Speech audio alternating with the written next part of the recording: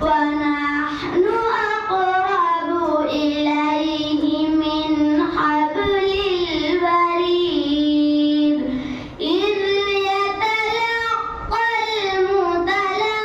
المتلقيان عن اليمين وعن الشمال قعيد ما يلفظ من قول إلا لديه رقيب عتيد وجاءت سكرة الموت بالحق